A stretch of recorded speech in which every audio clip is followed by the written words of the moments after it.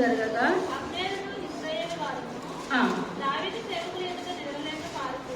నిలవలేక పారిపోయేది.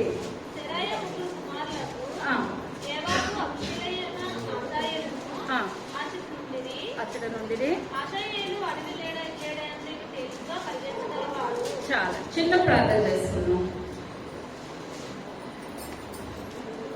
పరమా జీవము నాకు నీవా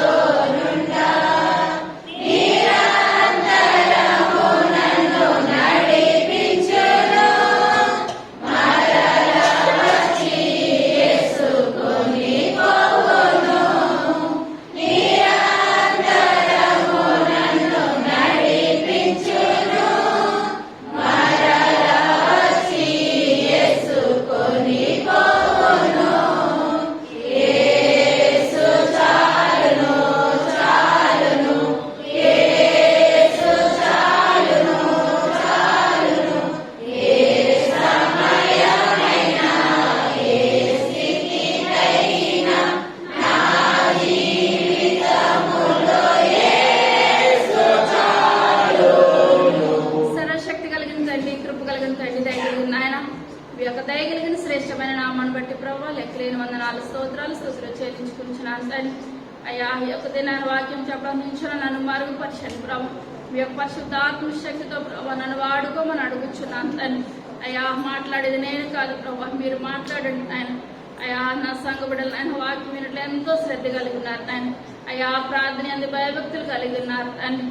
అయ్యా పరుగు నాయన మీ యొక్క సన్నిధానానికి వస్తుండగా ప్రభావ నాయన అయ్యా ఒక్కొక్కరు నోరులు మీరు తెరుస్తున్నారు నాయన. అందరిని బట్టి మీకు వందనాలు చెల్లించుకుంటున్నాను తండ్రి.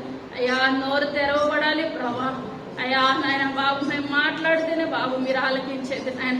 అయ్యా నాయన యొక్క దినాన రత్నాడిగా చెప్తున్న విధానం బట్టి మీకు వందనాలు చెల్లించుకుంటున్నాను అయ్యా. ఇంకా ప్రతి ఒక్క మాట అయినా చెప్పగలిగే గొప్ప భాగ్యాన్ని దయచేయండి అయ్యా. మీరుండండి నాయన, మీరు మాట్లాడండి తండ్రి.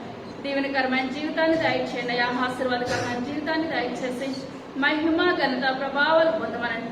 త్వరగా రాబోచున్న యేసయ్య నామమున పెట్టి పెట్టుకొచ్చున్నాము తండ్రి. ఆమేన్. హల్లెలూయా. ఈరోజు ఏం చెప్తాను లేదు, చాలా ఆనందంగా ఉంది. ఎందుకంటారు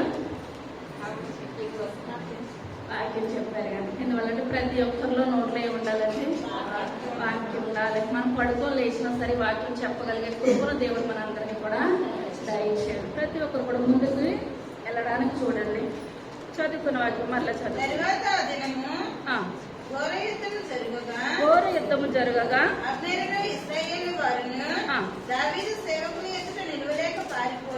సేవకుల ఎదుట నిలవలేక పారిపోయి యోవాబును అభిషేయును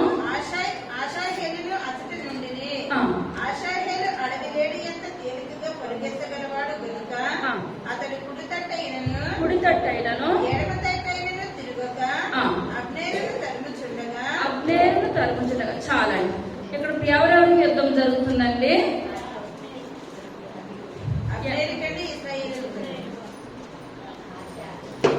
అబ్నేరు ఎవరి తరఫు మనిషి?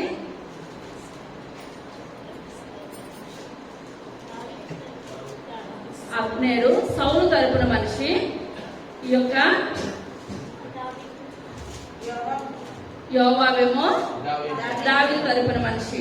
ఇప్పుడు సౌలు యొక్క సైన్యాధిపతి ఎవరండి? సౌలు యొక్క సైన్యాధిపతి అబ్నేరు. దావీదు యొక్క సైన్యాధిపతి యోవాబు. వీళ్ళిద్దరూ కూడా ప్రతి విషయంలో తగ్గగా ఉంటున్నారు. సౌలుకు ప్రతి విషయంలో గెలిపించే స్థితిలో ఎవరున్నారంటే రైట్ హ్యాండ్ గా అబ్నేరు ఉన్నాడు. దావీదు తరపున యోవాబు ఉన్నాడు. ఇప్పుడు యోవాబు గురించి మనం చాలా సార్లు చెప్పుకున్నాం. ఇప్పుడు యోవాబు ఎవరన్నట్టుగా దావీదు యొక్క అక్క ఉన్నదండి, సెరూయా. దావీదు యొక్క అక్క సెరూయా. ఇప్పుడు ఆ అక్కకి ఎంతమంది కుమారులు అనగా 3 కుమారులు. అర్థమవుతుందా? దావీదు యొక్క అక్కకి ఎంతమంది కుమారులు అండి? 3 కుమారులు. పెద్ద కుమారుడి పేరు యోవాబు, రెండో కుమారుడు పేరు అభిషేక్, అభిషేక్, మూడో కుమారుడి పేరు ఆషాహేలు, ఆషాహేలు. వీళ్ళ ముగ్గురు కూడా అక్క ఒకటే నేర్పింది. ఏమని నేర్పింది అనగా, నా యొక్క తమ్ముడైన దావీదుకి మీరు కుడి భుజం కింద ఎడమ భుజం కింద మీరే ఉండాలి. ప్రతి విషయంలో కూడా ఏ యుద్ధంలోకి వెళ్ళినా సరే మీరు ఎవరో అమ్ముడు పడడానికి ఏమాత్రం కూడా వీలు లేదు. నా తమ్ముడి దగ్గర నుండి మీరు ఏం చేయాలి, గెలిపించాలి. ప్రతి విషయంలోనూ కూడా అక్క అదే నేర్పింది అనమాట. దావీదుకి ఎన్నుకోటి ఏమాత్రం కూడా మీరు పొడవద్దు. ఆ యొక్క మేనమామ చుట్టూ కూడా మీరు ఉండాలి, సంరక్షించాలి.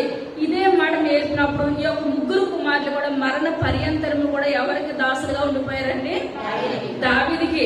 ప్రతి విషయంలోనూ కూడా దావీదుకి వెళ్ళినంటే ముగ్గురు కుమారులు కూడా ఉన్నారు. అందులో చిన్న కుమారుడి పేరు గురించి ఒక దినాన్ని మనం చెప్పుకుందాం. చిన్న కుమారుడి పేరు ఏంటంటే ఆషాహేలు.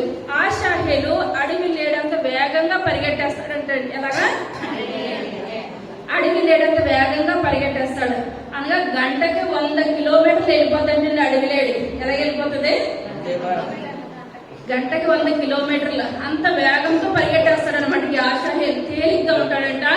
ఇంకా పరిగే ఇప్పుడు అడవి లేడికి పరిగే దాని యొక్క అందం అంట. అర్థమవుతుందంటారా? అడవి లేడికి పరిగే దాని అందం. ఇప్పుడు ఆషాహేలు కూడా ఇంకా పరుగు పెడతంలో అతన్ని మించిన వాడు ఎవరు కూడా రాజ్యంలోనే లేరు.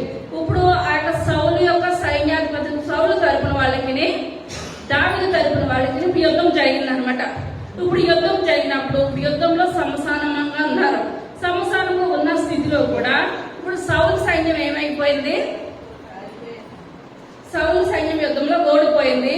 దావీదు సైన్యం ఏం చేస్తుందండి, యుద్ధంలో గెలిచింది. ఇప్పుడు యుద్ధంలో గెలిచింది కదా, ఇప్పుడు ఆషాహేలు ఏం చేయాలి, మేము గెలిచాము కదా అని వీళ్ళ ఇంటికి వచ్చేయాలి.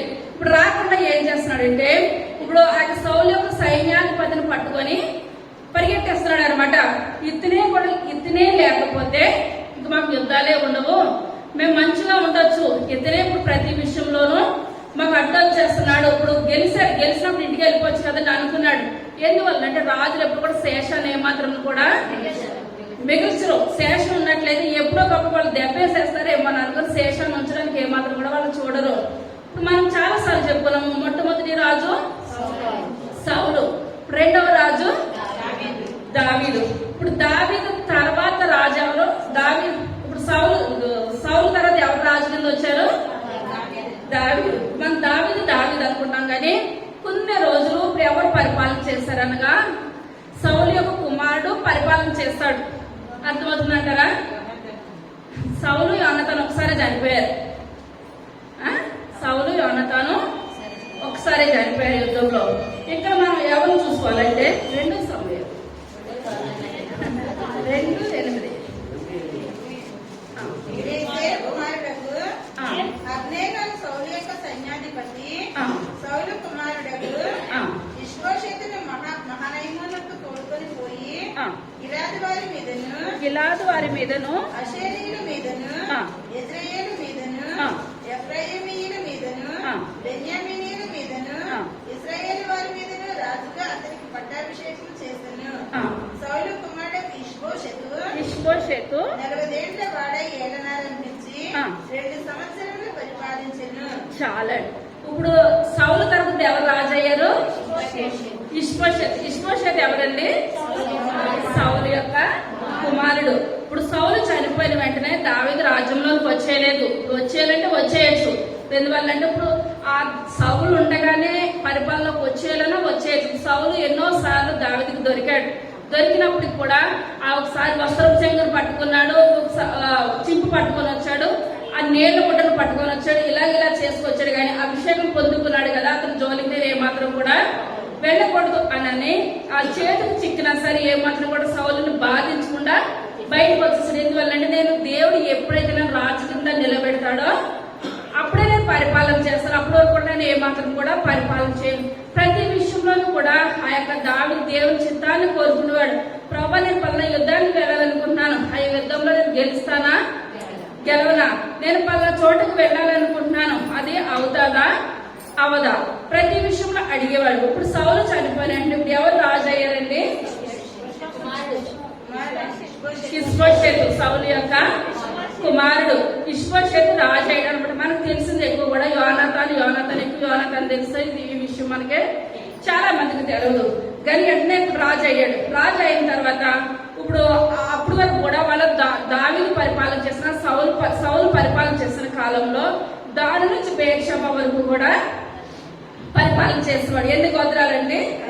12 గోత్రాలు. 12 గోత్రాలు కూడా ఇతను ఒక్కడే సౌలు ఒక్కడే పరిపాలన చేశాడు. పరిపాలన చేసినప్పుడు ఎప్పుడైతే తన కుమారుడు వచ్చాడో, కుమారుడు వచ్చినప్పుడు కుమారుడు ఎన్ని గోత్రాలకు రాజు అయ్యాడండి?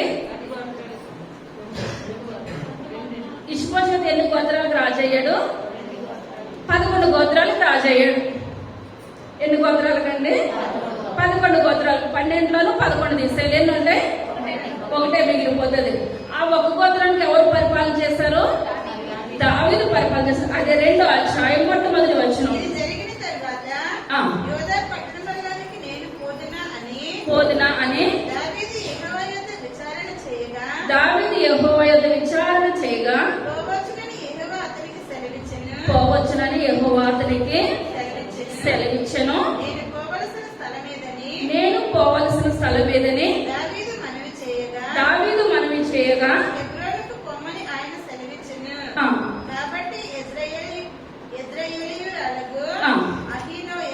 అహీనోయము అబిగయిలు వెంట పెట్టుకుని అక్కడికి పోయిన మరియు దావీదు తన యొద్ద నుండి వారినందరినీ వారి వారి ఇంటి వారిని తోడుకొని వచ్చెను. హెబ్రోను గ్రామంలో కాపురం ఉండిరి. అంతట యోధావారు అక్కడికి వచ్చి యోధావారి మీద రాజుగా దావీదులకు పట్టాభిషేకం చేసిరి. ఇప్పుడు ఏ గోత్రం మీద దావీదు పట్టాభిషేకం చేస్తారండి? యోధా గోత్రం మీద. ఆ యోధా వారే మాత్రము మాకు ఇష్బోషెతు మాత్రం కూడా మాకు రాజు కింద వద్దు, మీరే మాకు ఏ కావాలి? రాజు కింద కావాలి అంతే. వేరే వాళ్ళు మమ్మల్ని పరిపాలన చేయడానికి ఏ మాత్రం కూడా వీలు లేదని అన్నారు. ఏ గోత్రం వారు అన్నారండి? యోధా గోత్రం వారు. ఆ యొక్క దావీదు మహారాజు ఆయన యోధా గోత్రాన్నే ఫస్ట్ పరిపాలన చేస్తాడు. ఆ ఒక్క గోత్రాన్ని పరిపాలన చేస్తాడు. మిగిలిన 11 గోత్రాలు కూడా ఎవరు పరిపాలన చేస్తారండి? ఇష్బోషెతు పరిపాలన చేస్తాడు. ఇప్పుడు పరిపాలన చేసినప్పుడు పరిపాలన కొనసాగుతూ ఉన్నప్పుడు ఆ ఇష్బోషెతు కనిపిస్తుంది. ఆ ఒక్క గోత్రం కూడా ఎందువల్ల అంటే మనకి ఆశకి ఎక్కడ కూడా అంత ఉండదు అనమాట. మన ప్రాణం పోయేంత వరకు కూడా ఆశ. మనం వెళ్తూ ఉంటాము, ఒక 100 రూపాయలు దొరుకుతుంది, కళ్ళు కిందే ఉంటాయి, మీద ఉండవు. ఇంకా ఏమో ఇంకేమన్నా పాడేసుకున్నారేమో ఆ ఒకటి దొరకకపోతే మనం చేసేది ఏమీ లేదు. ఎందువల్ల దాంతో మనం తృప్తి అనేది ఉండదు. మానవ జీవితానికి ఇంకా పరుగులు పెట్టాలి. అది మన లోకానుసారంగా కాదు, కానీ దేవుని విషయంలో మనం ఏం చేయాలండి? పరుగులు పెట్టాలి. ఇప్పుడు 11 గోత్రాలు ఉన్నా సరే ఆ ఒక్క గోత్రం కూడా కావాలని అనేసి ఇప్పుడు దావీదు సైన్యానికి, ఇప్పుడు ఆ యొక్క సౌలు సైన్యానికి ఇప్పుడు ఏం జరుగుతుందండి? యుద్ధం జరుగుతుంది. ఆయన యుద్ధం జరుగుతుండగా ఇద్దరు సైన్యాధిపతులు ఎలా ఉన్నారండి? దెబ్బగా ఉన్నారు. అందులో అతనేమో సౌలు తరపున సౌలు చనిపోయాడు. ఇప్పుడు ఇష్బోషెతు తరపు ఎవరున్నారు?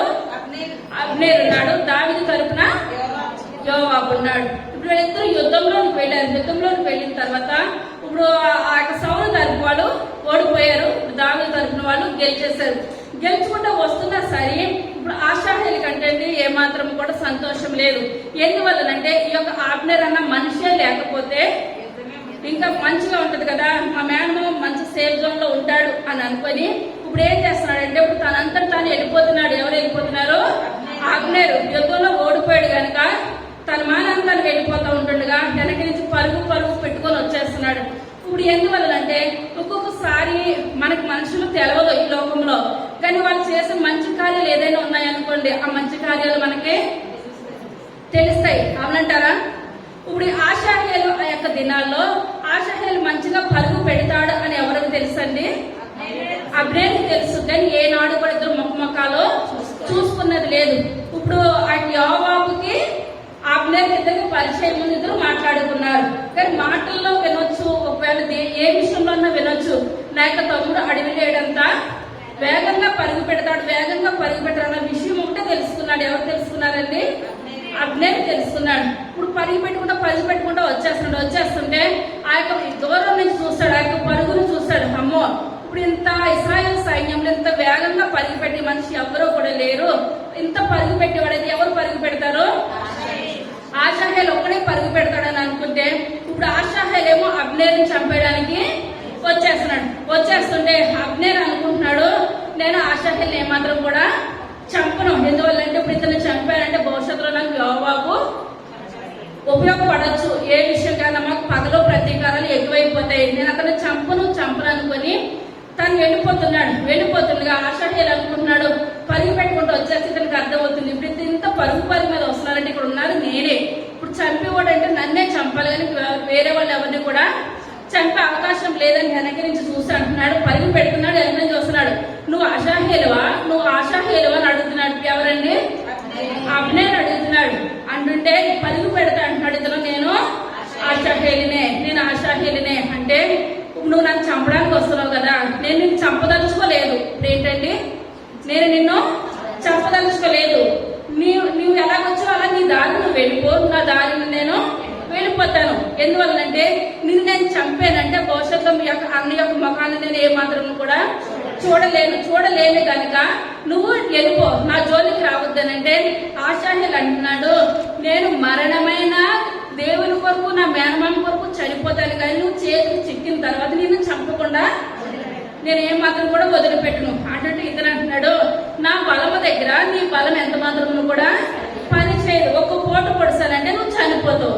ఎందుకు నా చేతిలో నువ్వు చనిపోయే కన్నా నువ్వు నా జోలికి రావద్దు, నేను నీ జోలికి రాను అంటున్నా సరే ఇతరులో ఇంకా కోపం పెరిగిపోతుంది. ఎందువల్లంటే ఇంత యుద్ధాలు ఇంత ఇది చేసి ఇదంతా కూడా దేవుడు మా మేనమామను ఆశీర్వదిస్తున్నాడు, మీరేమో ఇటువంటి యుద్ధాలు చేస్తున్నారు ఇదంతా అనుకుని మనసులో పెట్టుకొని ఇతను వచ్చేస్తున్నాడు. ఎంతకైనా ఆగట్లేదు. ఇక చివరికి అబ్నేర్ ఏం చేస్తాడంటే తన దగ్గర ఉన్న ఈటితోటి ఒక్క పోటు పొడిచేసి అతను ఏం చేస్తాడండి చంపేశాడు. తర్వాత చదువుకుందాం.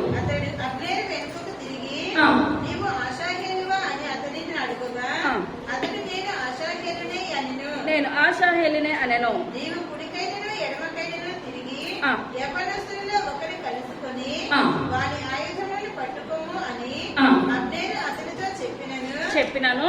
ఆషాహేలు ఈ తట్టైనను ఆ తట్టైనను తిరిగొక అతని తరుమగా అబ్నేరు నన్ను తరుముట మాని తొలగిపోము, నేను నిన్ను నేలకు కొట్టి చంపిన ఎడల నీ సహోదరులకు యోవాబు ముందు నేనెట్లు తలనెత్తుకోగలను నిన్ను.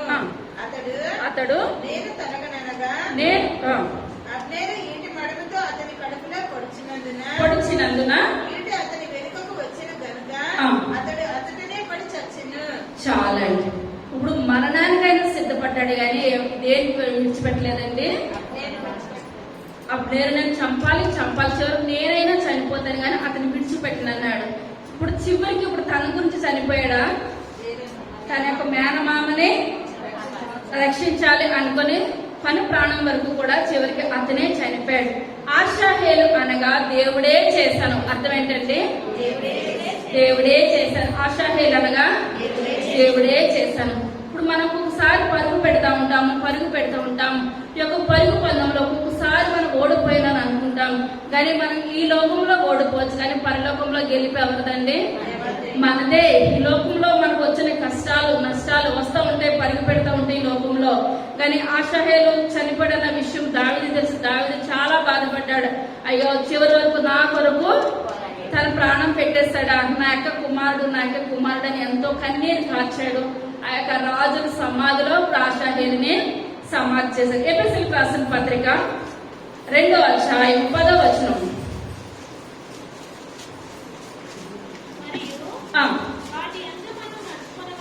నడుచుకొనవలెనని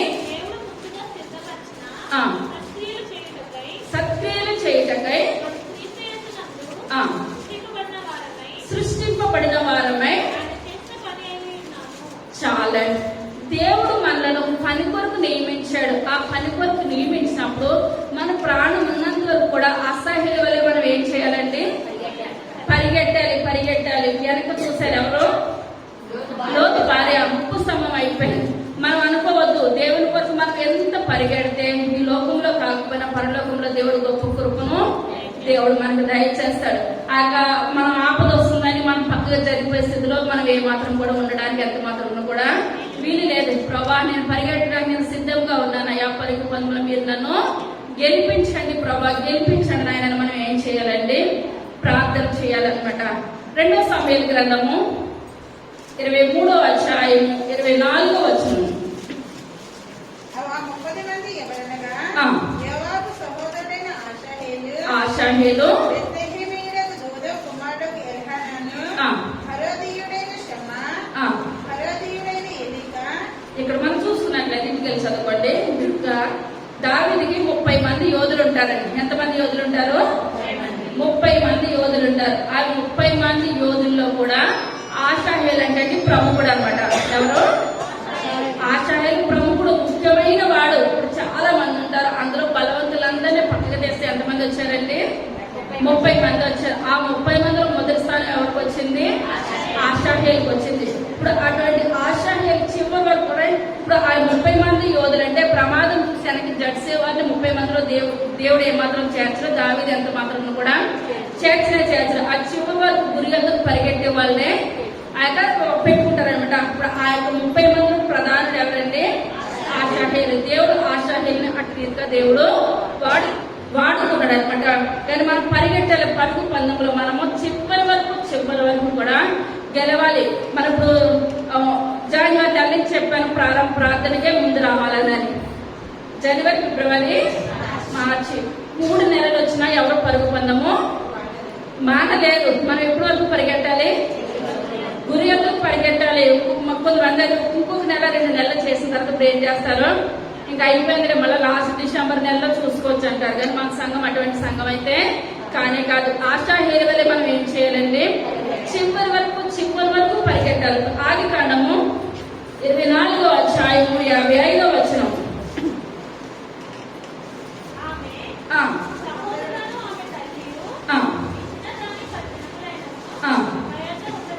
మా యొక్క ఉండనము అప్పుడు అతడు సఫలము చేయను పంపించండి. చాలండి. ఇప్పుడు ఇక్కడ అబ్రహాం యొక్క కుమారుడు ఇస్సాకు. ఇప్పుడు ఇస్సాకు వివాహం చూడడానికి అబ్రహాము దాసుడైన ఎలియాజర్ని పంపించినప్పుడు ఇప్పుడు ఆ యొక్క రెబ్కా అబ్రహాం ఎలాగైతే చెప్పాడు అలా కడవ పెట్టుకొని వచ్చింది. ఆళ్ళకి నీళ్లు పోస్తుంది, ఒంటిలోకి నీళ్లు పోస్తుంది. నువ్వెవరు కుమార్తె అంటే పలానా కుమార్తెనని చెప్పింది. వాళ్ళ ఇంటికి తీసుకెళ్లిన తర్వాత అన్ని మాట్లాడుకున్న తర్వాత వాళ్ళందరికీ అర్థమైపోయింది, నా కుమార్తె ఎటువంటి కుమార్తె, వేలకు తల్లి, నాకు మంచి కుమార్తె, ఒక సేవకునికి ఒక భార్య అవుతుంది అనని. అప్పుడు వరకు ఉన్న ప్రేమ వేరు. ఇప్పుడు మనం పిల్లల్ని కంటాము, ఒకవేళ తిట్టొచ్చు, కొట్టవచ్చు, ఏదైనా చేయొచ్చు. ఆ యొక్క వివాహం, ఆ యొక్క సమయం, ఆ గడియ దగ్గరికి వచ్చేటప్పటికి మళ్ళీ మన కుమార్తె మన దగ్గర నుంచి అత్తవారింటికి వెళ్ళిపోతుంది. వాళ్ళు రమ్మన్నప్పుడు రావాలి, మానేయాలన్నప్పుడు మానేయాలని. ఇంకా మనకి ఏం కలుగుతుందండి?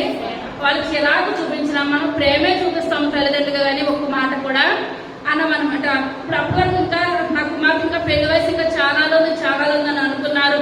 సడన్ గా ఇప్పుడు వెళ్ళొచ్చేసిన తర్వాత తీసుకొని వెళ్ళిపోతుంటే ఆ యొక్క తల్లికి తండ్రికి వాళ్ళన్నింటికి అనిపించింది, అయ్యో ఇప్పుడు గలగల మనం తిరిగేస్తుంది కదా, ఒక 10 రోజులుంటే ఇంకా తల్లి అనుకుంటుంది, గోరుముద్దలతో నా కుమార్తెకి నేను తినిపించుకుంటాను కదా అని అనుకొని కుమార్తెని అంటుంది, ఏమని, అమ్మా నా కుమార్తె ఒక 10 రోజులు మా దగ్గర పెట్టుకొని మీ దగ్గర పంపిస్తామని ఎలియాజర్తో అంటే, ఎలియాజర్ అంటున్నాడు, మేము వచ్చిన పనికి ఏమాత్రం కూడా ఆటంకం కలిగించొద్దు, మా పరుగుని మీరు ఏం చేయాలి, పరిగెట్టించారు. అక్కడి నుంచి ఇక్కడి వరకు ఎలాగొచ్చాము, ఇప్పుడు మళ్ళీ ఈ విషయాన్ని మళ్ళీ పరుగుని పెట్టుకొని నేను వెళ్ళిపోయినా ఎంత దాసునికి నేను చెప్పాలి, నా యొక్క యజమానికి నేను చెప్పాలి, నా ప్రయాణాన్ని ఏమాత్రం కూడా ఆటంకము కలిగించొద్దు.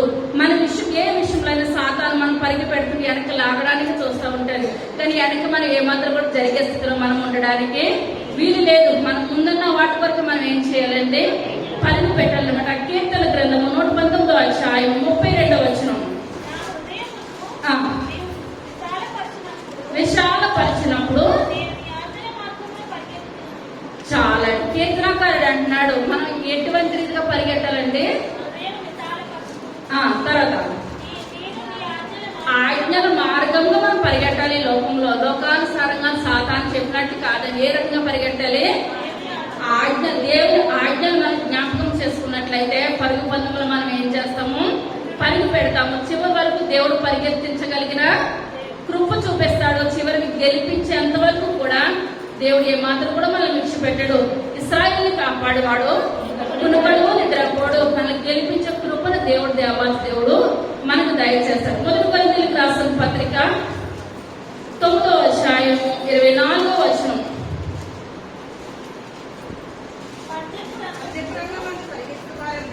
పందెపు రంగమందు పరిగెత్తు వారందరూ పరిగెత్తుదురు గాని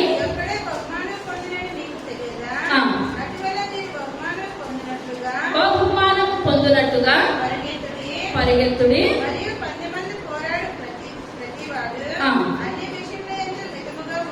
మితముగా ఉండును.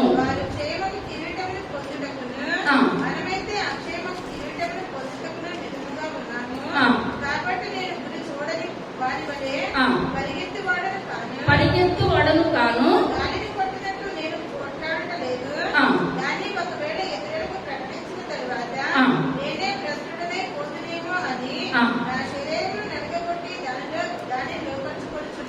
చాలండి. ఇప్పుడు మనం పౌలు గారు మాట్లాడుతున్నారు, మనం బహుమానము పరుగు అందరూ కూడా పరుగు పందెంలో కూర్చుంటాం. అందరికి బహుమానాలు వస్తాయండి, అందరికి రావు, ఒక్కరే పొందుకుంటారు బహుమానం.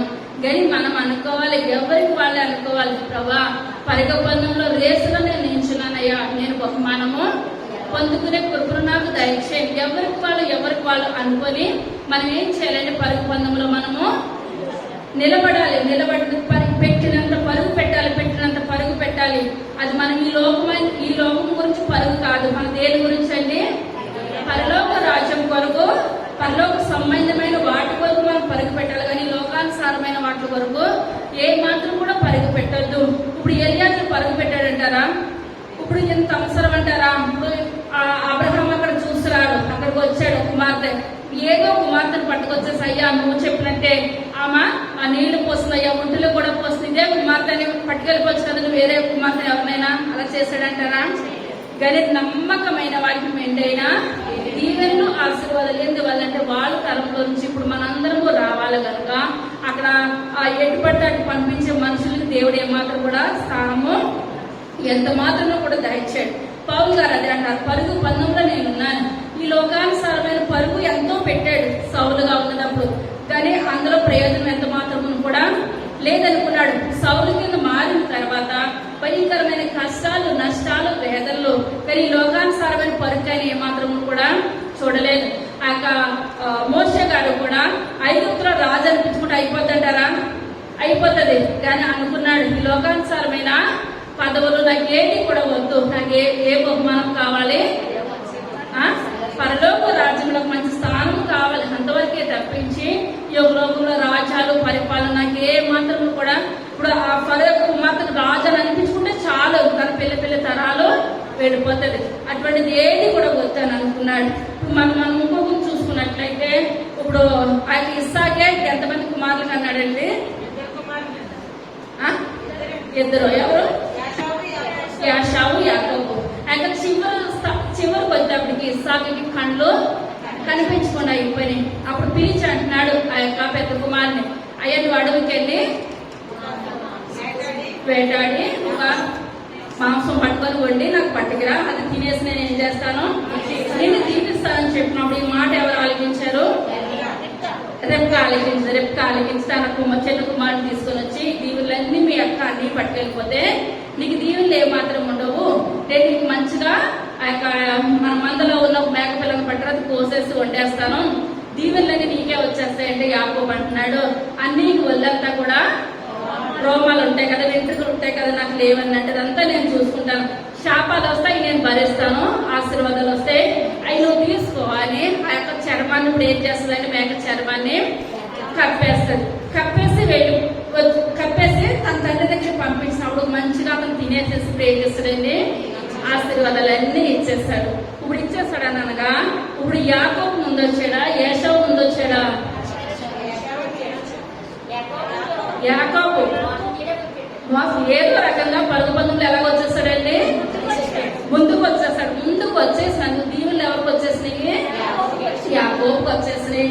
ఇప్పుడు ఆ యాషం ఆలస్యమైంది కనుక ఇప్పుడు ఒక్క దీవెన కూడా ఏమాత్రం కూడా రాలేదు కనుక మనం దేవుని సన్నిధానానికి వస్తున్నామంటే మనం ముందుగా వస్తేనే దీవెనలు వస్తాయి. అర్థమవుతుందంటారా? రావడం తప్పదు, ఏది తప్పదు, కానీ వచ్చింది మనం ఎలా రావాలి?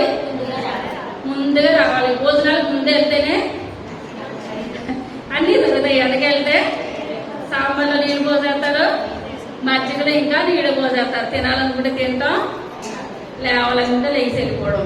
ఎందువల్లంటే ప్రతి విషయంలో పరుగు పందెంలో మనం నిల్చున్నట్లయితే మనం ఎలా ఉండాలని పరుగు పందెంలో ముందుకే పరిగెట్టాలి, కానీ వెనక్కి ఏమాత్రం కూడా పరిగెట్టే విధానం ఎంత మాత్రం కూడా మనలో ఉండదు. కానీ ఇప్పుడు ఒక్క దీవెనైనా పొందుకున్నాడా యాషావు? ఒక్క దీవెన కూడా పొందుకోలేదు. మన దేవుని సన్నిధానికి మనం ఉదయం లేచి పనులన్నీ చక్కబెట్టుకొని వస్తున్నాం. ప్రభా ప్రార్థన ముందు వస్తేనే బాబు మన ఆయన మాకు ఆశీర్వాదాలు, ఆ ముందు వచ్చే కృపను దయచేయండి. ఒకవేళ యాషావులాగా దీవెన లేకుండా నేను వస్తున్నానేమో, వచ్చినా ఒకటే రావకపోయినా ఒకటే. డ్యూటీకి అలసి వెళ్తే తీసుకుంటారంటారా? ఇప్పుడు వాళ్ళు తీసుకోరు. డ్యూటీ డబ్బులు లేకపోతే ఉత్తనే చేసేస్తానని మనం చేస్తామా?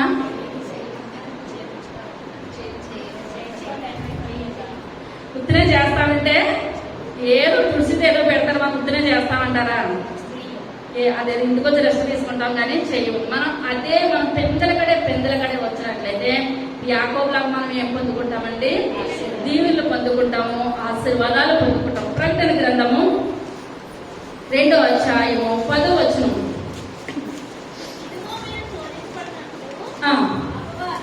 అపవాది వేయింపబోచున్నాడు, 10 దినముల శ్రమ కలుగును. చాలా ఇప్పుడు సాతాను ఏం చేస్తుందంట? చాలా శోధన పెట్టేస్తుందంట. శోధనలుగా ఇంత శోధనలు కాదు, 10 దినములంటే మనం భరించలేని కష్టాలు సాతాను మనకి పెట్టేస్తుంది. అక్కడ సాతాను మనకు పెట్టినప్పుడు మనం ఎలా ఉండాలి? నమ్మకంగా ఉండాలి. ప్రభా పరుగు బంధంలో ఉన్నాను నాయన, సాతాను బహుగా శోధిస్తుంది. ఎప్పుడైతే మనకు సాతాను శోధించిందో మనం ఎప్పుడు చేసిన ప్రార్థన కూడా మనకి రాదు. ప్రార్థన చేసుకుందామంటాము, అక్కడ ఎన్ని పనులైనా పెద్ద బండరాయినా ఎత్తి పక్కన పెట్టేస్తాం, కానీ ప్రార్థన అన్నది చేసుకోము. కానీ ఎప్పుడైతే మనం ప్రార్థన చేసుకుంటలేదో, మనం నోటుకుండా స్థుతి రావట్లేదు, అప్పుడే మనం కన్నీరు కాచి ప్రభా నా దగ్గర అపవాది ఏం చేస్తుంది? బహుగా శోధిస్తుంది. అయ్యా నేను ప్రార్థన చేసే కృపను నాకు దయచేయండి అయ్యా, నా దగ్గర ఉన్న అపవాదిని మీరు దూరం చేయండి అని మనం నమ్మకంగా ప్రార్థన చేసుకోవాలి. ఎప్పుడైతే సాతాను శోధించే కొద్ది మనం ప్రార్థన చేసుకున్నామో అప్పుడు మన దేవుడికి దగ్గర అవుతాం. దేవుడికి మనకి ఏమి ఇస్తానంటున్నాడండి? జీవ కిరీటం. ఆ జీవ కిరీటం ఎక్కడైతే పొందుకుంటామో అని అనుసరిస్తే దుష్టుడు మనల్ని ఏం చేస్తాడో బహుగా ఏలుబడి చేస్తూ ఉంటాడు. మనం ఎప్పుడైతే దుష్టుడు ఏలుబడి చేస్తాడో అప్పుడే మోకాళ్ళకి మనం ఏం చేయాలండి? పని చెప్పాలి. మన మోకాళ్ళు నల్లబడితే మన ముఖం ఎలా అవుతుంది? తేజ చూసేస్తే తెల్లబడి మోసే ముఖం ఎలా 40 దినాలు దేవుడితో గడిపినప్పుడు ముఖం ఎలా తేజస్సుగా నిలబడిందో, మన మోకాళ్ళు నల్లగా ఉన్నట్లయితే మన ముఖం ఎలా ఉంటుందండి? ప్రకాశవంతంగా ఉంటుంది. మనకి ప్రార్థన రాలేదన్నప్పుడు ఎప్పుడు కనుక 1 గంట మనము ఎక్కువగా ప్రార్థన చేసుకున్నట్లయితే దేవుని ద్వారా మనం గొప్ప దీవెన ఆశీర్వాదం మనం పొందుకుంటాం. మనం ఇప్పుడు ఆశాహేల్ గురించి చెప్పుకుంటున్నాం కదండి. ఇప్పుడు ఆశాహేల్ చనిపోయాడు, ఇక్కడికి అయిపోయిందంటారా? ఇప్పుడు వాళ్ళన్నీ మెచ్చుకుంటాడా? ఇప్పుడు వాళ్ళన్నీ ఎవరు? యోవాబుకి ఇష్టం అనుకుంటారా? ఇప్పుడు వాళ్ళిద్దరికి స్నేహం వెళ్తుందా? ఏదో అయ్యింది, ఏదో అయిపోయింది, నా తమ్ముడిది తప్పు ఉంది, మన ఇద్దరం కూడా కలిసి జీవించేద్దామని అనుకుంటాడా? పగలో ప్రతీకారాలు వెళ్తాయంటారా? ఇప్పుడు వాళ్ళ తమ్ముడు చంపేశాడు కదా, వాళ్ళ తమ్ముడు తప్ప ఇతను తప్ప? వద్దొద్దన్నట్టుగా ముందుకొచ్చాడు అంటే చంపేశాడు. కానీ నా తమ్ముడిదే తప్పని అనుకుంటారా? లేకపోతే కోపం వస్తుందా? వాళ్ళ తమ్ముడిదే తప్పైనా ఎందుకు చంపాలి అవునంటారా? ఎందువల్ల? అదే రక్త సంబంధం. ఆ రక్త సంబంధం మనకు ఉన్నట్లయితే ఎన్ని పాపాలైనా ఎన్ని తప్పులైనా కప్పిపెట్టేస్తాం. అదే మనకి ఆ యొక్క రక్తం యొక్క విలువే తెలవకపోతే చిన్నదాన్ని కూడా బోతలతో పెట్టి చూసేస్తాం అన్నమాట. అదే 2వ సమూయేలు గ్రంథము 3వ అధ్యాయం 6వ వచనం. దావీదు కుటుంబీకులకును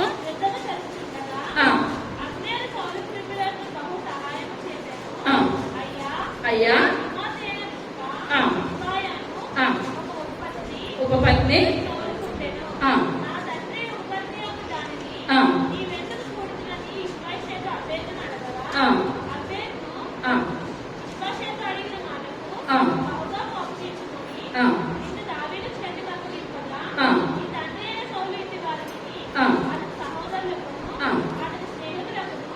కుటుంబీకులకును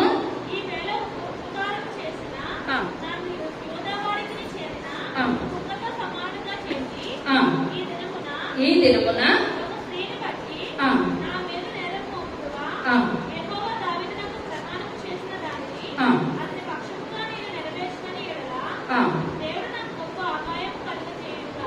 చాలు.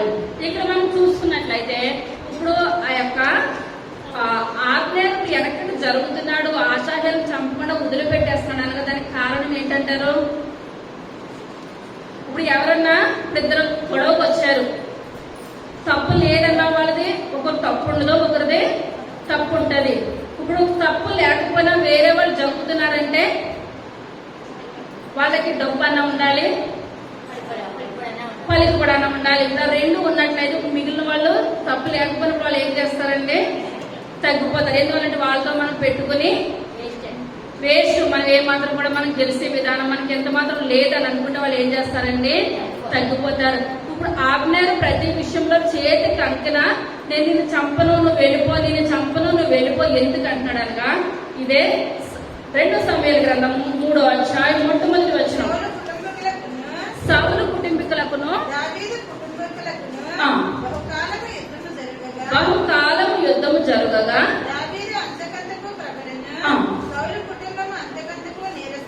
చాలండి. ఇప్పుడు సౌలు కుటుంబం ఎలా ఉంటుంది? నేరసిల్లిపోతుంది. దావీదు కుటుంబము అంతకంతకు ప్రబలిపోతుంది. ఇప్పుడు ప్రబలిపోతుంది అని అనగా ఎందుకు పనికిరాని యొక్క దావీదు. ఇప్పుడు దావీదు ఆ యొక్క చిన్న వయసులో ఇప్పుడు దావీదుకు తండ్రి ప్రేమ సరిగ్గా తెలియదు, తల్లి ప్రేమ సరిగ్గా తెలియదు. ఇంకా ఎప్పుడు కూడా అది గొర్రెలతోటి అడవిలో ఉండడమే, ఎండకి ఎండడము, మంచుకు తడవడం, వాళ్ళకి తడవడం, ఇదే తన వృత్తి అయిపోయింది. మనం అనుకుంటాము మనకి బంధువులు స్నేహితులు అందరూ ఉన్నప్పుడు మన లోకంలో గడుపుతాం ఎక్కువగా సేపు, అవునంటారా? ఇంక వాళ్ళతోటే మన జీవితం సరిపోతుంది. నాయన నాకు ఎవరు లేరు అని అనుకుంటామా? ఎవరు పాదాలు పట్టుకుంటాము? దేవుని యొక్క పాదాలు పట్టుకుంటాం. ఏది బెటర్ అంటారు? దేవుని పాదాలే బెటర్ అనమాట. ఈ లోకంలోనూ ఎవరు మాట్లాడినా ఎప్పుడుకోకప్పుడు మనకు వెన్నుపోటు పొడుస్తూనే ఉంటారు. కానీ దేవుడు అయితే మనల్ని వృద్ధాప్యం వచ్చే వరకు కూడా అరిచేతిలో పెట్టుకొని మనల్ని ఎత్తుకునే దేవుడు అనమాట. ఇక్కడ చూసినట్లయితే హాబ్నేర్ అనుకుంటున్నాడు, మేము ఏ యుద్ధంలోనికి వెళ్ళినా ఓడిపోతున్నాము, నేనైతే నాకన్నా మనిషిని ఇప్పుడు గంటకు 100 కిలోమీటర్లు నడిచొచ్చు, ఒక పోటు పడితే చచ్చిపోయాడు అంటారా? చనిపోయాడా? ఇప్పుడు ఇటువంటి పరుగు పెట్టిన వాళ్ళని కూడా ఎవరు చంపేస్తున్నారు? ఆబ్నేర్ చంపేస్తారు. అంటే ఏళ్ళో బలం ఉందా? బలం ఉంది, ఒకరిని చంపగలిగిన శక్తి వీళ్ళకు ఉంది. కానీ బలం ఉంది, శక్తి ఉంది, అన్ని ఉన్నాయి. అన్ని ఉంటుండగా కూడా, ఇంత బలం ఉంటుండగా కూడా యుద్ధంలో ఎలా ఓడిపోయారంటారు?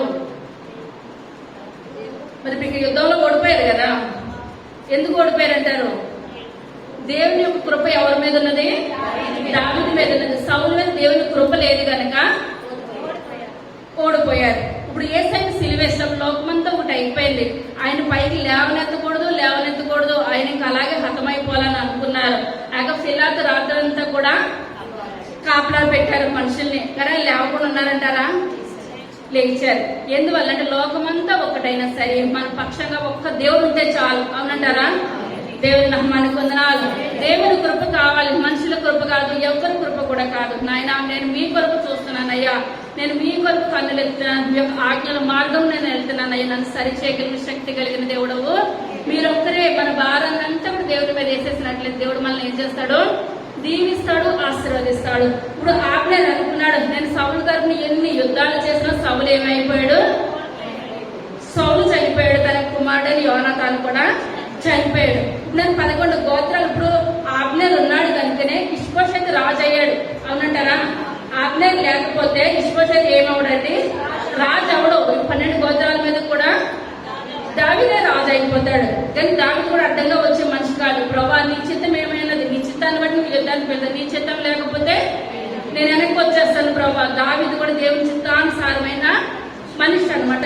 ఇప్పుడు ఆబ్నేర్ అనుకున్నాడు, నేను ముందు నుంచి కూడా సౌలు దగ్గర నేను ఉండిపోయాను, సౌలుకి దేవుడికి ఏమాత్రం కూడా సాంగత్యం లేదు. దావీదు నిత్యము కన్నీరు కాస్తున్నాడు, ఎన్ని యుద్ధాలు చేసినా సరే దేవుని ఏమాత్రం కూడా విడిచిపెట్టలేదు. అందుకనే దేవుడు దావీదును బహుగా ఆశీర్వదిస్తున్నాడు కనుక నేను ఎప్పటికైనా దావీదు తరపున వెళ్ళిపోవాలని అనుకుంటున్నాడు, మనసులో ఉన్నది.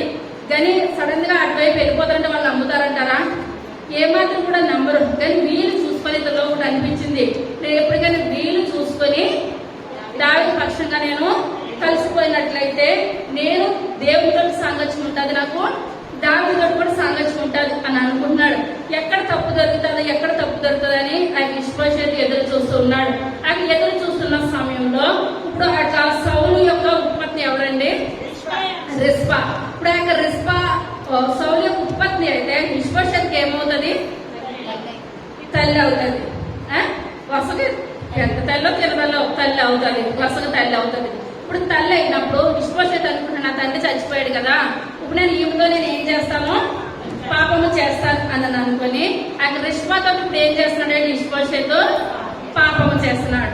పాపం చేస్తుండగా ఇప్పుడు ఇష్పోషేతుకు దొరికిపోయాడు, అబ్నేరుకు దొరికిపోయాడు. ఎవరండి? ఇష్పోషేతు. ఇప్పుడు వీళ్ళిద్దరిని చూసేస్తారు. ఎవరు చూసేస్తారు? అబ్నేరు చూసేస్తాడు.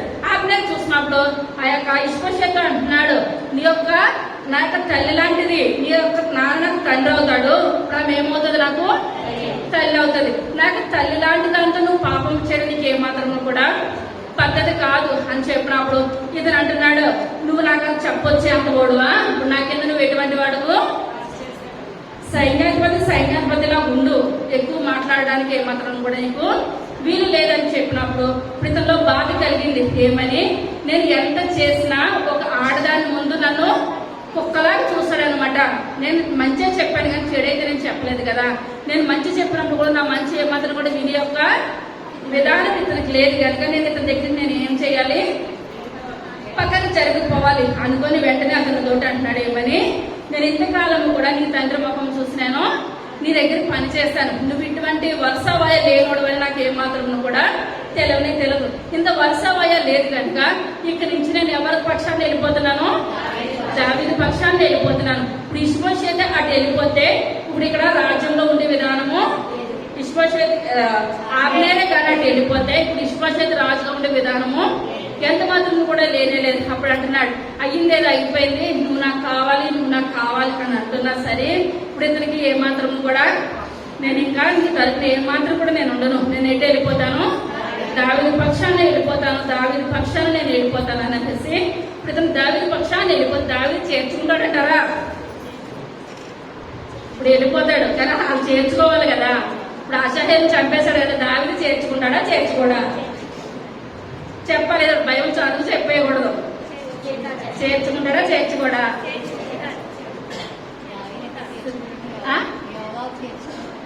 యోవా ఎంత అంటే దావీదు అంతా కదా. ఇప్పుడు దావీదు చేర్చుకుంటాడా? చేర్చుకోడా? చేర్చుకుంటాడు. నాకు చేతుల పైకి ఎత్తండి.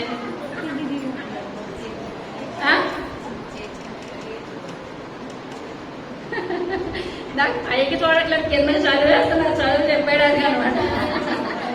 దావీదు చేర్చుకుంటాడా? చేర్చుకుంటాడు. ఇప్పుడు ఆశయాలు అన్నీ ఒప్పుకుంటాడా? యోవా ఒప్పుకుంటాడా? తమ్ముడు చంపేస్తాడు కదా, యోవా ఒప్పుకుంటాడా?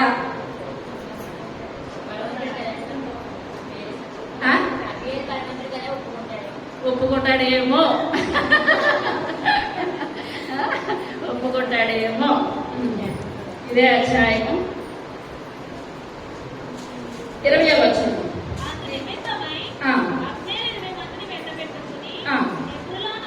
హెబ్రోనులోనున్న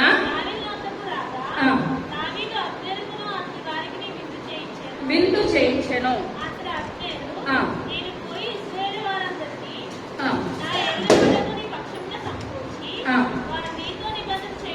నీతో నిబంధన చేయనట్లును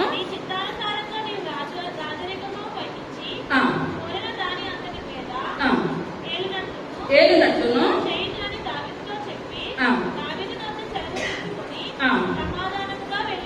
సమాధానముగా వెళ్ళిపోయాడు. దావీదు దగ్గరికి వచ్చేస్తాడు అనమాట. దూతలు కబురు పెట్టాడు, దావీదు దగ్గరికి వచ్చేస్తాడు. దావీదు దగ్గరికి వచ్చేసి అయ్యింది ఏదో అయిపోయింది, నేను ఇంతకాలము సౌలు దగ్గర నేను సైన్యాధిపతి కింద చేశాను. ఇప్పుడు సౌలు దగ్గర సైన్యాధిపతి అబ్నేరు, దావీదు దగ్గర సైన్యాధిపతి యోవాబు. ఆషహేలు సైనికుడు అనమాట. ఎవరండి? సైనికుడు. సైనికుడు అంతవరకే, కానీ సైన్యాధిపతి కాదు, సైనికుడు అంతవరకే. ఇప్పుడు ఇక్కడ దావీదు దగ్గరకు వచ్చినప్పుడు అనుకుంటున్నాడు, ఏదో అయ్యింది, ఏదో అయిపోయింది, నీ సైన్యంలో సైనికుడు నేను చంపేశాను, పగేమి పెట్టుకోవద్దు అని చెప్పినప్పుడు దావీదు అనుకుంటున్నాడు, ఇప్పుడు నిన్ను అక్కడ ఇష్బోషెతు దగ్గర ఉన్న 11 గోత్రాలు పట్టుకొచ్చి నీకు అప్పచెప్పేస్తాను, నువ్వు 12 గోత్రాల మీద కూడా రాజుగా ఉంటావు. యోవాబు ఎలాగుంటున్నాడు, నేను నీకు కుడి భుజం కింద నేను పని చేస్తాను, నన్ను చేర్చుకుంటావా అని చెప్పినప్పటికీ దావీదు అసలు ఎక్కువ దావీదు ఏమాత్రం కూడా ఊరుకోడు.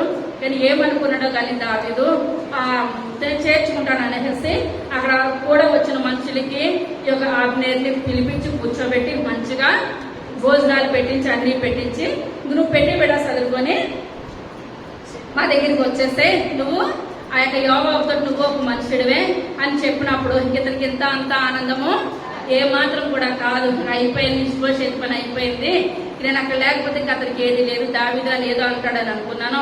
కానీ దావీదు నన్ను చేర్చేసుకున్నాడు అని అనుకొని సంతోషంతో తన ఇంటికి వెళ్ళిపోతున్నాడు. తన ఇంటికి వెళ్ళిపోతున్నాడు, చాలా దూరం వెళ్ళిపోయాడు. చాలా దూరం వెళ్ళిపోయిన సమయంలో ఇప్పుడు యోవాబు వెళ్ళి ఇప్పుడు ఆ కొల్ల సొమ్ము అంతా పట్టుకొని యుద్ధంలోంచి వస్తున్నాడు. ఎవరండి? యోవాబు వస్తున్నాడు. ఆ యోవాబు వచ్చేసేసాడు, ఆ డబ్బు బంగారం అంతా పట్టుకొని వచ్చేసాడు. పట్టుకొని వచ్చేసినప్పుడు తెలిసింది ఏమని, లేని సమయంలో దావీదు దగ్గరికి ఆబ్నేరు వచ్చాడు. ఆబ్నేరు వచ్చినప్పుడు మళ్ళీ మీ యొక్క సైన్యంలో కలిసిపోతానని చెప్పినప్పుడు దావీదు ఏం చేస్తాడండి, వచ్చే నేను చేర్చుకుంటానని చెప్పినప్పుడు ఆ యొక్క దావీదు మహారాజు మంచిగా ఫుల్గా భోజనాలు పెట్టించి అన్ని పెట్టించి పంపించాడని చెప్పేది. అప్పటికి ఇతనికి ఫుల్గా కోపం వచ్చేసిందండి. ఏమొచ్చేసింది, నాకు తమ్ముడు చంపినోడిని దావీదు ఎలా చేర్చుకుంటాడు. ఇప్పుడు ఎందువల్లనంటే ఇప్పుడు ఎవరి దగ్గర మనం పని చేస్తున్నాం అనుకోండి, కంపెనీలో కానీ ఎక్కడైనా పని చేస్తున్న ఒక్కొక్కసారి అధికారులు తప్పు నిర్ణయం తీసుకుంటారు. అన్నిసార్లు కరెక్ట్ ఏం తీసుకోవాలి ప్రతి ఒక్కరు కూడా. ఇప్పుడు ఎక్కువ వాళ్ళకన్నా పని చేసే వాళ్ళకి ఎక్కువ తెలుస్తుంది. వాళ్ళు చదువుకున్న వాళ్ళకి తెలిసేసింది అనుకుంటారు, కానీ వాళ్ళు చదువుకున్న వాళ్ళకన్నా డైలీ చేస్తారు కాబట్టి వీళ్ళకే ఎక్కువ అందులో ఉన్నాయి తెలిసిపోతాయి. కానీ వాళ్ళు ఏది చెప్తే అది వీళ్ళు చెయ్యాలి, చేయకపోతే వాళ్ళు ఊరుకోరు కనుక వాళ్ళు చెప్పింది వీళ్ళు చేస్తారనమాట. చెప్పింది వీళ్ళు చేసినప్పుడు ఇప్పుడు అందరిలాంటి వాడు కాదంటే యోవాబు ఎటువంటి వాడంటే దావీదు ఒక్కొక్కసారి చెయ్యొద్దన్నా చేస్తాడనమాట. ఏదైనా చెయ్యొద్దన్నా ఇప్పుడు అక్కడ పాత నిబంధనల గ్రంథంలో ఉన్నట్లయితే ఇశ్రాయేలు ప్రజల్ని లెక్క పెట్టొద్దు అని దేవుడు చెప్తుండగా దావీదు లెక్క పెట్టేసినప్పుడు లెక్క పెట్టించేమన్నప్పుడు అందులో కొంతమందిని యోవాబు ఆపేస్తాడనమాట. ఇప్పుడు మేనల్లుడు కాబట్టి ఏదైనా చేయడానికి సరిపోతుంది, బయటకి సరిపోతాడంటారా? ఏమాత్రం కూడా సరిపోడు. ఇప్పుడు యుద్ధానికి వెళ్తున్నాడు, ఆయన యుద్ధానికి వెళ్తూ ఉండడుగా దావీదు మళ్ళీ యోవాబుని పిలిచి, అయ్యా యోవాబు, అక్కడ చిన్న కుమారుడయ్యా అబ్షాలోము తండ్రికి ఎలాంటి వాళ్ళండి, తన పిల్లలు ఎంత పెద్ద పెద్ద తప్పులు చేసినా చిన్న పిల్లలు, దేవుని దృష్టిలో కూడా మనము చిన్న పిల్లలము. ఇప్పుడు మనం పెద్ద పెద్ద శిక్షలు విధించేస్తామా మన పిల్లలకి? ఏమాత్రం కూడా విధించలేము. ఇప్పుడు నేను సెల్ ఫోన్ లో చూస్తే ఒక కొడుకే తల్లిని గొడ్డలతోటి నరిచేస్తాడంట. కానీ అటువంటి స్థితి అయినా చనిపోయినప్పటికీ కూడా ఆ బిడ్డల మీద తల్లిదండ్రులకి ఎలా ఉంటదండి, ఆ పారమైన ప్రేమ, ఆ ప్రేమే లేకపోతే మనము పిల్లల్ని ఏమాత్రం కూడా పెంచే స్థితి మనకు ఉండదు. ఇక్కడ చూసుకున్నట్లయితే దావీదు అంటున్నాడు, ఇప్పుడు దావీదు ఉపపత్నులతోటి పాపం చేస్తున్నాడు అబ్షాలోము, ఏది వద్దంటే అదే చేస్తున్నాడు, దావీదుని చంపడానికి కూడా వచ్చేస్తున్నాడు. తర్వాత దావీదు బ్రతుకుండగానే దావీదుని చంపేసేసి ఆ యొక్క రాజు కింద నేనే సింహాసనం ఎక్కేస్తానంటున్నాడు. కానీ ఇటువంటి చేస్తున్నా సరే ఆ యొక్క యుద్ధానికి వెళ్ళినప్పుడు ఆ యొక్క యోవాబుని పిలిచి అంటున్నాడు, అయ్యా యోవాబా, నా యొక్క అబ్షాలోము ఎటువంటి వాడు, చిన్న పిల్లవాడయ్యా, తెలిసి తెలకి ఏదో చేస్తున్నాడయ్యా, నా పిల్లడు నువ్వేం చేస్తావో ఏమాత్రం కూడా చంపొద్దు. ఆయన చెప్పులు లేకుండా కొండలంటే గుట్టలంటే దావీదన్నా పరిగెట్టాడు, కానీ తన కుమారుని చంపడానికి ఏమాత్రం కూడా ఇష్టపడలేదనమాట.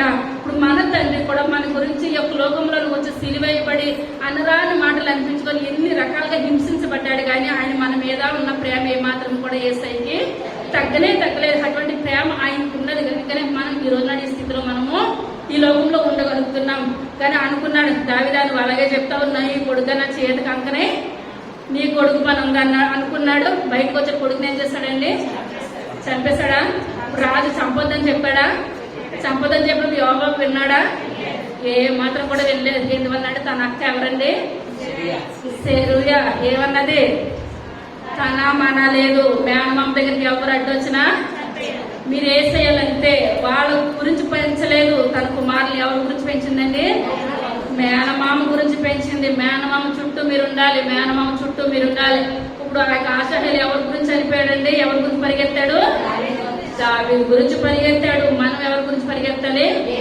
దేవాది దేవుని గురించి పరిగెత్తాలి. ఇప్పుడు మన వాక్యంలోకి వచ్చేద్దాం. ఇప్పుడు అభిషేక్ వచ్చాడు, భోజనం చేసి వెళ్ళాడని యోవాబుకు తెలిసినప్పుడు అంటున్నాడు.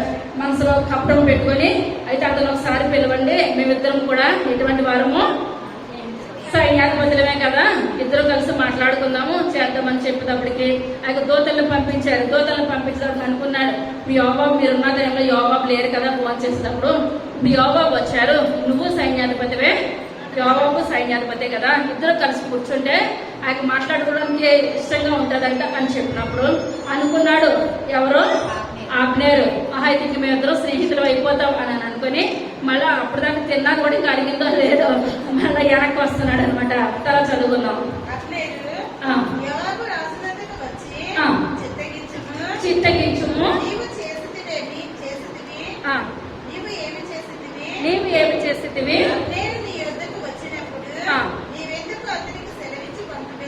పంపివేసితివి, నీ వెరుగవా,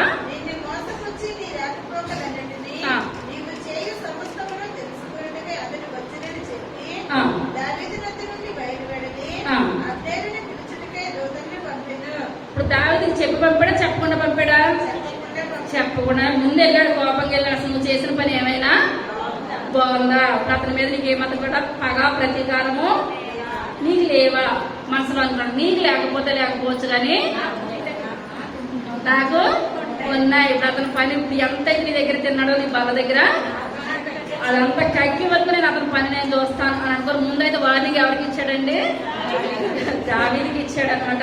ఇప్పుడు దావీదు మనసులో ఏమొస్తుందో, ఎందువల్లంటే నేను కొంతమంది రాజులు అనుకోవచ్చు, నేను మామూలుగా నటన చేయడానికే అతన్ని నేను పంపించాను, మరలా వస్తాడు కదా, మరలా వచ్చాడు అతను అంతూ చూస్తాను ఒక్క ముక్క అంటే ఇతను కొంచెం చక్కపడిపోయాను అనమాట. కానీ దావీదు అటువంటి విధానంగా మాట్లాడతలేదు. పోనీ ఇంకా అయ్యిందేదో అయిపోయింది కదా, అయిపోయిన దానికి మనం ఏమి కూడా మనం చేయలేము కదా, అతను ఇప్పుడు మన తరపున ఉంటాడంట అని చెప్పినప్పటికి ఇతరు అనుకోవచ్చు, అతను నీ తరపున మరి ఇప్పుడు వరకు మేము చేసేది ఎవరి తరపున చేస్తున్నాం, అయితే మీ తరపున మేము చేయట్లేదా అని అనుకొని బయటకు వచ్చేసి దావీదుకి పర్మిషన్ లేకుండా దావీదుకి చెప్పకుండా ఆ దూతల్ని పంపించాడు అనమాట. తర్వాత తోడుకొని వచ్చింది.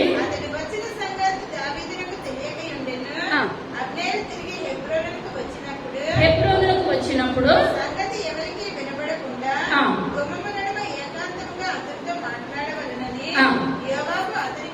పిలిచి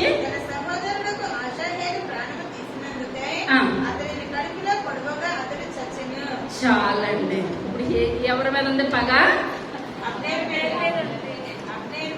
అబ్నేరు మీద ఎందుకుంది పగ? నా తమ్ముడిని చంపేస్తాడా, నా తమ్ముడు వెనకాలైతే వచ్చాడు, నా తమ్ముడు నువ్వేం చేయాలి, పక్కకు పంపించేయాలి కదా, నా తమ్ముడు చిన్నోడు, నీకు జ్ఞానం ఉన్నది కదా, నేను నీ మీదకి వచ్చినప్పటికి కూడా నా తమ్ముడు నువ్వేం చేయకూడదు, ఏ మాత్రం కూడా చంపకూడదు. ఇప్పుడు అక్కడ అన్నాడా అబ్నేరు, నీ అన్ని మొక్క నేను చూడలేను, నీ అన్ని మొక్క నేను చూడలేను, తప్పుకో అన్నాడా? అయినా ఎంత అయినా సరే తప్పుకోవడానికి చూసాడా? ఏ మాత్రం కూడా తప్పుకోవడానికి చూడలేదు. కానీ ఇక్కడ పగ పగ పగ ప్రతీకారం యోవాబులో రగిలిపోతుంది అనమాట. నా తమ్ముడు నా తమ్ముడు నా తమ్ముడు ఇదే మాట. ఇప్పుడు వాళ్ళ తమ్ముడిని ఎలాగైతే చంపాడో అబ్నేరు, అదే స్థితిలో ఇప్పుడు ఎవరు చంపేశారండి? యోవాబు అబ్నేరుని చంపేశాడు. చంపేసిన విషయం ఎవరికి తెలిసింది? దావీదు తెలుసు. దావీదు ఏమైనా చేయగలుగుతున్నాడా? యోవాబు మనం ఎదురెళ్ళి చేయగలిగితే ఎంత మాత్రమును కూడా లేదు. ఎందువల్లంటే తన యొక్క తమ్ముడు గురించి పగ ప్రతీకారము తనకి మిగిలిపోయి చివరి వరకు కూడా కొంతమంది ఆ ప్రతీకారము మరణ పర్యంతం వరకు కూడా ఏమవుతుందండి? రగిలిపోతూ ఉంటది. కొంతమంది ఏం చేస్తారంటే దేవునికి అప్పగించేస్తారు. ప్రభా నేనేమి చేయలేను, ఆయన సమస్తము చేయగలిగిన దేవుడవు నీవే ప్రభా. ఎందువల్లంటే పాత నిబంధన గ్రంథంలో కంటికి కన్ను పంటికి పన్ను, దేనికి దానికి చెల్లింపు. అదే కొత్త నిబంధన వచ్చేసరికి ఇప్పుడు మనకి కృపాకాలంలో ఉన్నావు కనుక మనం ఎవరికి అప్పగించేయాలండి? దేవునికి అప్పగించేయాలి. ప్రభా నన్ను పలానా వాళ్ళు ఇలాగన్నారు నాయన, అది మీ చేతులకు అప్పగించేస్తున్నాను, న్యాయం చేయగలిగిన దేవుడవు మీరే ప్రభా. ఒక నన్ను ఈ విధంగా మాట్లాడారు, అది ఎవరికి అప్పగించేస్తున్నామో మీ చేతులకు అప్పగించేస్తున్నాం ప్రభా. మనం ప్రతీకారాలు పగలో తీర్చుకుంటే దేవుడికి మనం చోటు ఇవ్వడానికి ఏమాత్రం కూడా వీలు లేదు. మనం ఈ లోకంలో సాతానికి చోటు ఇచ్చేస్తాం అనమాట. పగలో ప్రతీకారాలను కూడా వెళ్తే మన మధ్యలోకి ఎవరు చేరిపోతాడండి? సాతాను చేరిపోతాడు. మనం ప్రతిదీ మన యొక్క బాధ ఏంటి, వేదన ఏంటి, చింత ఏంటి, సమస్తము కూడా ఆయన పాదాలకు అప్పగించేసినట్లయితే దేవుడే తగిన సహాయం చేస్తాడు. ఇప్పుడు దావీదుకి అనుకున్నాడు, నేను ఇప్పుడు నాకు ఒక్క రాజ్యం ఉంది కదా, యోధా రాజ్యము, ఆ యొక్క ఇతను ఆగ్నేరు నా దగ్గరికి వచ్చినట్లయితే 12 రాజ్యాల మీద రాజును అయిపోతానేమనుకొని పగా ప్రతీకారం నేను మానేయాలి అని అనుకున్నాడు. ఎందువల్లంటే దావీదు ఎక్కువగా దేవుని పోలి ఉన్నాడు కనుక క్షమాగుణము కలిగి ఉన్నాడు. తన కుమారుణ్ణి క్షమించాడు. ప్రతి ఒక్కరిని కూడా క్షమా క్షమా క్షమా. ఇప్పుడు నాతాను ప్రవక్త వచ్చినప్పుడు కూడా తిరగబడ్డాడంటారా? అయ్యా నేను చేసింది తప్పయ్యా, నేను చేసింది తప్పు. ఎందువల్లంటే చిన్న పిల్లల మనస్తత్వం, మంచి మనస్తత్వం, దేవునికి పోలి జీవించి నడుచుకునే వ్యక్తి అనమాట దావీదు. మనకు ఒక్కొక్కసారి సాతాను ఎంతగానో కష్టాలు, వేదనలు, ఇబ్బందులు, ఇరుకులు పెట్టేస్తుంటే ఎవరిని ఏమన్నా ఎవరు ఊరుకోరని లోపు ఉండేది ఎవరండి? దేవుడే. దేవుడు ఎన్నెన్నో అనేస్తాం, నాయన నాకే ఇన్ని కష్టాలా, నాకే ఇన్ని నష్టాలా, నేను ఇన్ని శ్రమలు పడాలని లోకంలో మీకు ఎవరో కనపడతలేదు నాయన, నేనే కనపడుతున్నానా అని అనేస్తాం. మళ్ళీ కాసేపటికే ఏమంటాము, నాయన నన్ను క్షమించు. ఇప్పుడు బయట వాళ్ళు క్షమించమంటే క్షమించేస్తారా? తిట్టేసేసి. కానీ మన దేవుడు ఏం చేస్తున్నాడండి? క్షమించగలిగిన దేవుడు. ఈ లోకంలో క్షమించడం కూడా కాదు, పరలోకంలో మనకి ఏం చేస్తున్నాడండి? మంచి స్థానాలు దయచేస్తున్నాడు. ఆ యొక్క దేవునికి పోలికలో ఎవరున్నారు ఈ లోకంలో? దావీదు మహారాజు ఉన్నాడు. అదే స్థానంలో మనం ఉన్నట్లయితే మనం ఏ విషయంలోనూ కూడా మన ఈ లోకంలో సాతానికి చోటు ఇవ్వద్దు. మనకి ఏ బాధ వచ్చినా, కష్టం వచ్చినా, నష్టం వచ్చినా దేవునికి మనం అప్పగించేస్తాం అనుకోండి, మన ప్రతి భారం కూడా తీయగలిగిన శక్తి కలిగిన దేవుడు మన దేవాది దేవుడే. ఒక చిన్న మాటలు దేవుడు దీవించుకుంటాడు. చిన్న ప్రార్థన చేస్తున్నాం. సర్వశక్తి కలిగిన తండ్రి, కృప కలిగిన తండ్రి, దయగలిగిన ఆయన, ఈ యొక్క దయగలిగిన శ్రేష్టమైన నామాన్ని బట్టి ప్రభావ లెక్కలేని వందనాలు, స్తోత్రాలు చెల్లించుకుంటున్నాను తండ్రి. అయ్యా ఆయన యొక్క దినాన్ని చెప్పిన వాక్యాన్ని బట్టి మీకు వందనాలు చెల్లించుకుంటున్నాను తండ్రి. అయ్యా శరీర ప్రభా నాయన 3 కుమారుని బాబు, అయ్యా మీ యొక్క పనిలో ఆయన దావీదుకి ఆయన బాబు మంచి సెక్యూరిటీ గార్డులను ఆయన పెట్టిన విధానాన్ని బట్టి మీకు వందనాలు చెల్లించుకుంటున్నాను తండ్రి. అయ్యా వాళ్ళు కూడా మేము యొక్క నమ్మకంగా జీవించారు ఆయన బాబు. అయ్యా చివరి వరకు వాళ్ళ ప్రాణాలు పోయినప్పటికీ ప్రభా యథార్థంగా, నమ్మకంగా, న్యాయంగా జీవించిన విధానాన్ని బట్టి మీకు వందనాలు చెల్లించుకుంటున్నాను ప్రభా. అయ్యా మేము మీ యొక్క సన్నిధిలో నమ్మకంగా పరిగిపెట్టే కృపను దయచేయండి. అయ్యా పరుగు పందెంలో మేము గెలవాలి ప్రభా, గెలిపించే శక్తి కలిగిన దేవుడు మీరు ప్రభా. అయ్యా కష్టాలు వస్తాయి, శ్రమలు వస్తాయి, నిందలు వస్తాయి, వేదనలు వస్తాయి ప్రభు. ఏదొచ్చినా నాయన చివరి వరకు నాయన పరుగు పందెంలో నాయన అయ్యా ఎవరికి వాళ్ళమే ప్రభా, నేనే నాయన గురి యొద్దకు పరిగెడతాను ప్రభు. పరిగిపెట్టే కృపను దయచేయండి అయ్యా. అయ్యా నా సంఘ బిడ్డలు ప్రారంభ ప్రార్థనకు ముందు వస్తున్నారు ప్రభా. అయ్యా మీ యొక్క ద్వారా దీవులు పొందుకోవడానికి వస్తున్నారు తండ్రి. అయ్యా 1 రోజు 2 రోజులు ప్రయాణం కాదు కానీ నాయన చివరి గురి యొద్దకు పరిగెట్టే గొప్ప భాగ్యాలు దయచేయండి తండ్రి. అయ్యా విన్న వాక్యం వృధాగా పోకుండా ప్రభా. అయ్యా మాకు పరిపొందం ఈ లోకంలో కాదు నాయన, అయ్యా పరలోక రాజ్యం వచ్చి అంతవరకు నాయన ఈ లోకంలో మేము పరిగెట్టగలిగే గొప్ప కృపను, ధన్యత మాకు దయచేయమని త్వరగా రాబోచున్న యేసయ్య నామమున వేడుకొంచున్నాము తండ్రి. ఆమేన్.